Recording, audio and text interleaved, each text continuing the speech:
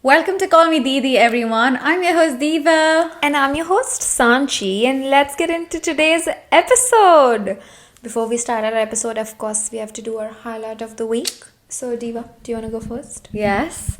This week we went to a women's only networking event. And just to meet people in the industry and just, meet professionals.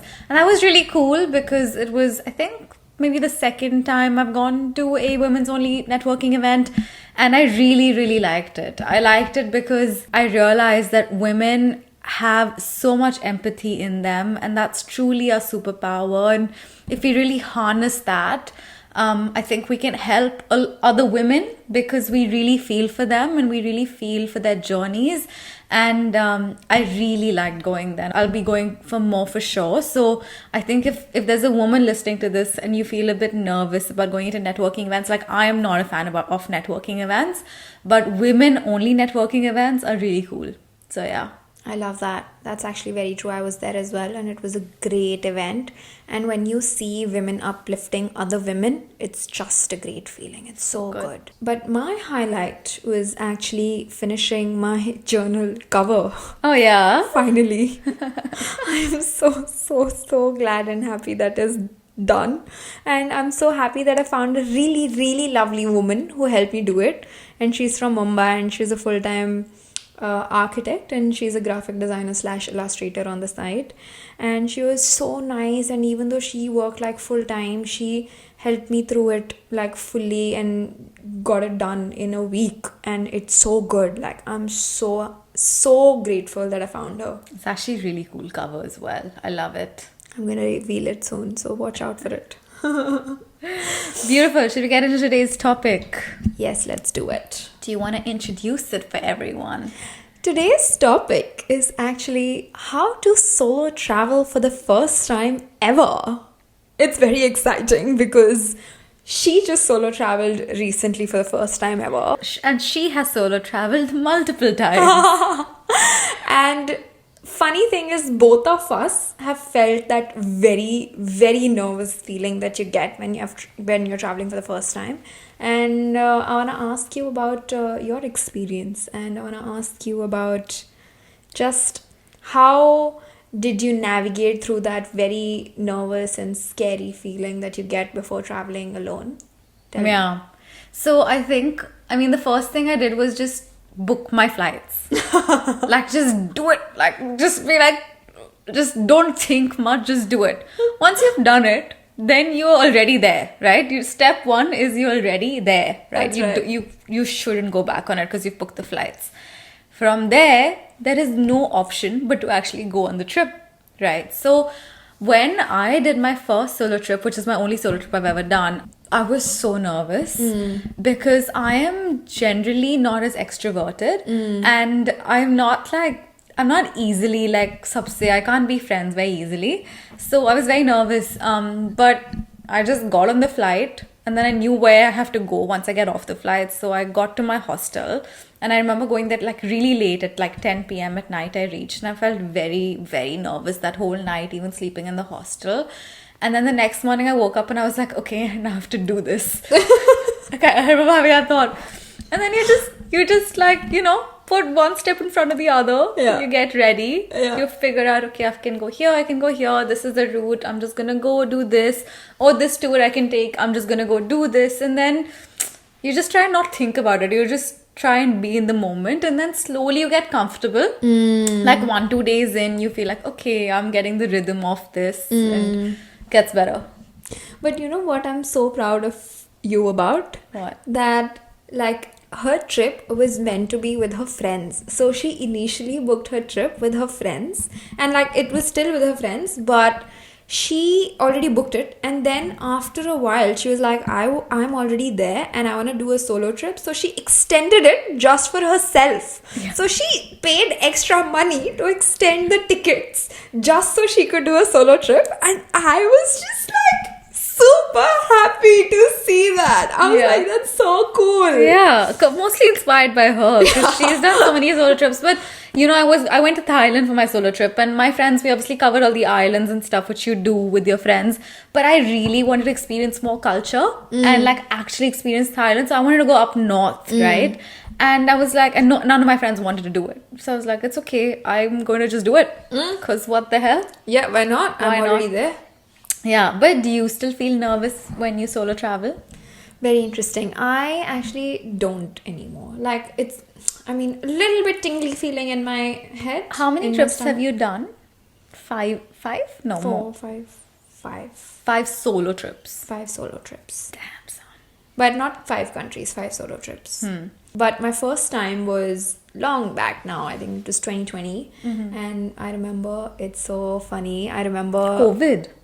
before COVID. Okay. So Feb, I was traveling. Okay. And then COVID hit in March. Yeah. And then my flight was on the 1st or the 2nd of January from India to Denmark. And I remember like during New Year's, we usually like do a big New Year's party, but that time we couldn't because I was traveling. So we went to a restaurant and had food, and then we came back, and I remember just feeling so intense feelings in my heart that I threw up. Really? Yeah, and then I blamed it on the pizza. At that time, I actually thought it was the pizza, but later I realized that it was the anxiety. Yeah. Because if you're really anxious, your tummy churns inside. It manifests physically as well. Yeah. And I did not know that that was anxiety, but I was I was scared as shit. And it was mainly because I was young as well, like I was 19. Oh, yeah, bro. Like, I did my first trip when I was 26, so 19 is young. But it was all okay once I was there. Like, it was, I remember just stepping outside of the airport in Denmark, and like, it was like stairs. So I came up, and it was nighttime when I landed there, and I like got out and I just looked around. It was so beautiful. It had just rained, so everything was like Mist. Yeah. Yeah. And it was just lights everywhere, and they had like fairy lights and stuff. Wow. And it was like proper like European architecture. Oh, wow. Oh, and it was so pretty. I could just feel that winter thing on my and it was just goosebumps. That was my first solo travel experience. So it's normal to feel nervous before you go on a solo trip. Of course, everybody feels nervous. Like, it's so normal, but you just gotta do it. Like, you just have to do it. There's no other way. Just bite the bullet. Just do it. So yeah, so it's totally normal to feel nervous, but there are things that you can do which will make you feel more in control when you're planning your solo trip. And I knew so much of this because she helped me a lot when I was planning my first solo trip. And we just want to make sure that you guys also have these few tips, which I think will really, really help you because they really helped me. Okay. So the first one is that choose a country that is solo travel friendly country. And I think that's so important because if you are going to like a country that's not very solo travel friendly, you're not going to have a great experience. What do you mean by solo travel friendly? Like where you can meet other solo travelers as well, and like there are lots of young people traveling by themselves. And people are very, like, the people there know that solo travel is a thing. So if you go to a person there, or they're like, oh, you're traveling by yourself, like, it's a very normal experience there. Yes. So Southeast Asian countries are pretty, like Thailand, Vietnam, Philippines, like most of those countries are pretty good, I think. Yeah. So any country in Southeast Asia, I think, is a really, really good country to start your first solo travel experience, because there are lots and lots of solo travelers there because it's cheap country to travel. You'll find so many backpackers traveling for months there. That's and it's true. just they're so like, they also want to meet people, you also want to meet new people, and then you just vibe and travel together. It's just really nice. Yeah, I agree. I met lots of people because they do the whole, like, they go from Thailand to Laos to Indonesia, and then Indonesia they do Bali, and then they do a whole 4 to 6 month long trip. I've met so many people like that. That's right. But do you think Europe is good for solo travelers? It's interesting because my first solo trip was Europe, Yeah. and I don't think it's a good place to start when you are doing it for the first time, because like Europe is very old as a place, like they have not like changed it and made it modern. So if you're like It's a staying, good thing. yeah, But, yeah. it's a good thing because they're keeping their heritage. But like if you're traveling there with your suitcase, for example, it's gonna be a hard one for you. I remember like I had to carry it around on like third, fourth floors, just dragging Yeah. it with me, and it's really hard.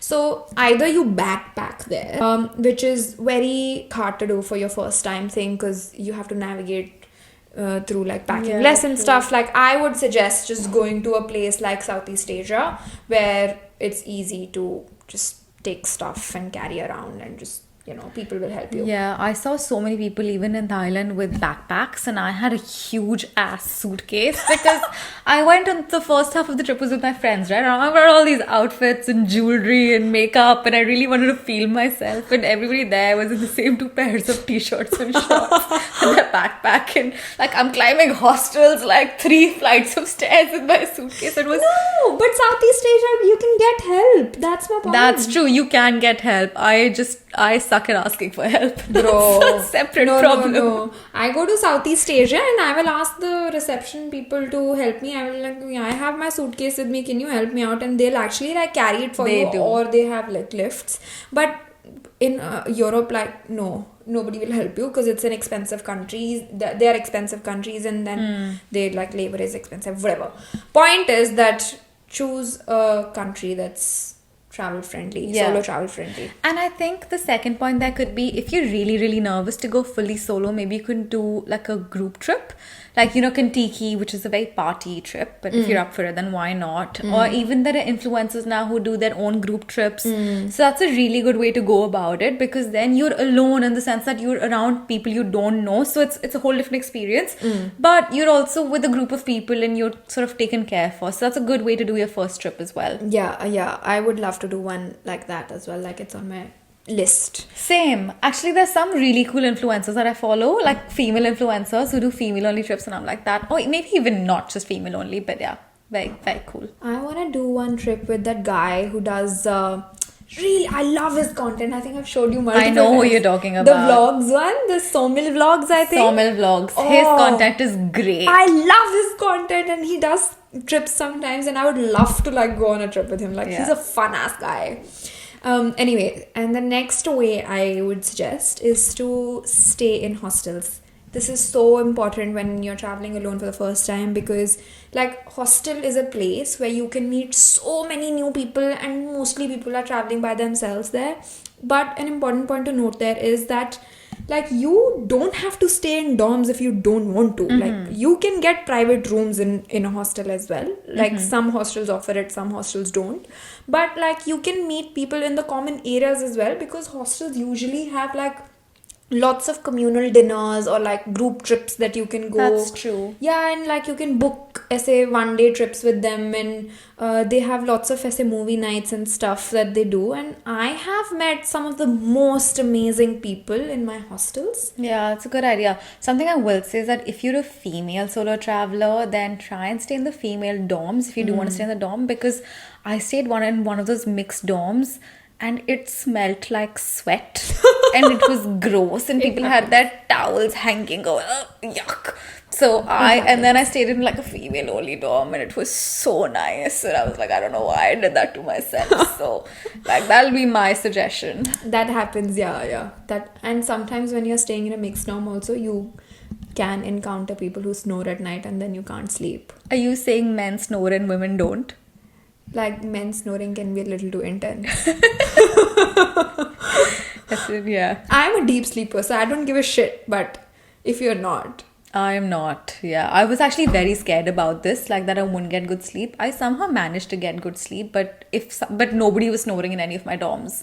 and then the next one is that I would suggest getting a Wise guard, WISE, and that's such a good travel card because it's like, I think you can get it in any country, and it has more than like 40-50 currencies on it. Like when you tap it, like you don't have to pay any fees or anything, and it gives you the best exchange rate. You can also use it to get out cash in a local country, because I usually don't take cash before I go to a country. I usually just take my Wise card and I will go to a local ATM and I'll take out money. But this is something I learned the hard way. I think it's wise to, it's wise. I think you should take some cash off that currency there, because I was withdrawing money everywhere and the ATM fees were a lot. It really depends though, on a country. Yeah, you are right. Maybe, yeah, but everywhere I went in Thailand, it was really, really expensive to withdraw every single time.